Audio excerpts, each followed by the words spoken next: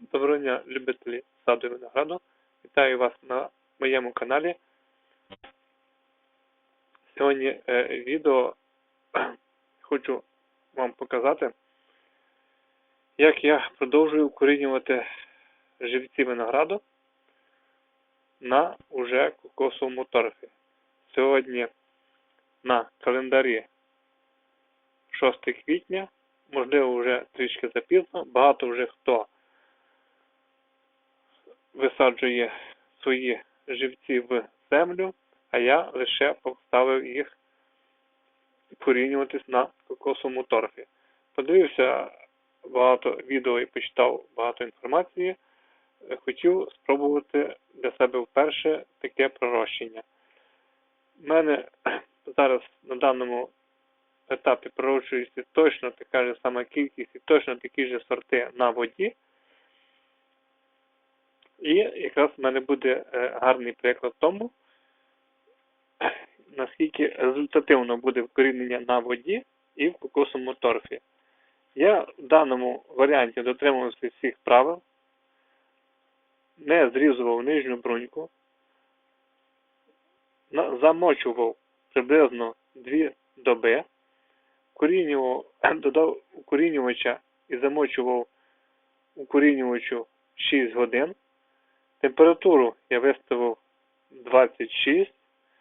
Температура в цьому підвалі 13 градусів. Я думаю, що практично ідеальні умови для того, щоб ці живці вкорінились. Один фактор, який я не можу, як кажуть, врахувати, це наскільки якісний буде живець. Ну, як кажуть, уже коли буде саме вкорінення, коли будуть якісь живці, які не вкорінилися, я вже буду більше придивлятися до того, по якій причині вони могли не вкорінитись. Також мені людина дала зі свого винограду 4 різних сорта. Вона навіть не знає, що це за сорта. Я їй сказав, що я її ці сорта також вкоріню. Подивимося, що з того вийде. Що це за сорта, ні вона, ні я тим більше не знаю. Коли прийде час, я подивлюся і обов'язково вам розкажу, що це за нові такі сорта в мене з'являться.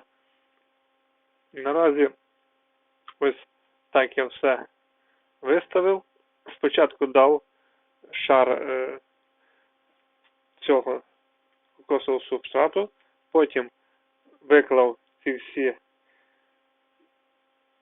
живці разом з датчиком температури на тому самому рівні і гарненько все вклав зверху кокосовим цим торфом. Тобто, як кажуть, умови для пророщення ідеальні. Це я все роблю для себе, я тренуюся, я для себе шукаю, як саме швидше, як саме краще і без, як кажуть, танцями навкруг цих живців розмножувати виноград, а можливо і в майбутньому, коли вже буде така можливість, на самі кращі часи зможу, як кажуть, реалізовувати. Весь шлях хочу попробувати цього, як кажуть, справи, тому на сьогоднішній день так. Багатьох кажуть, що вже через 15 днів має бути результат, мають бути корінці. Ну, подивимося, як воно в мене вийде, тому що в мене те, що зараз на воді, вже більше місяця, а, як кажуть, є такі живці, які навіть і не думають ще показувати корінчики.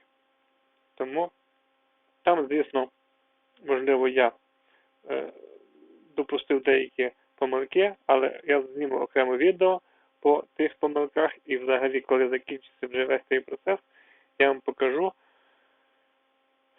що я зробив не так і по якій причині, можливо, у мене так і не ті черенки, ті живці не корінились. Багато хто каже, що поки що не чіпати, хай вони так і сидять в воді. Я так і залишив. Поки що, як кажуть, поки є зелений листочок і зелений приріст, я ці черенки, ці живці не витягую з води. Тому на сьогоднішній день так. Процес саме цього укорінення я вам покажу приблизно через 15 днів. Тут є різні сорти, тут дуже багато сортів дублюється, тому, як кажуть, матеріалу для цієї справи, як кажуть, в мене в цьому сезоні достатньо. Тому я вирішив спробувати такий метод. Спробуємо, як кажуть, досвід не проп'єш. В майбутньому, я думаю, він мені пригодиться. Тут є як і технічні сорта, так і столові сорта. Зараз нема сенсу їх всіх перераховувати, тому що, як кажуть, непонятно воно прийметься, не прийметься, буде що з того, не буде.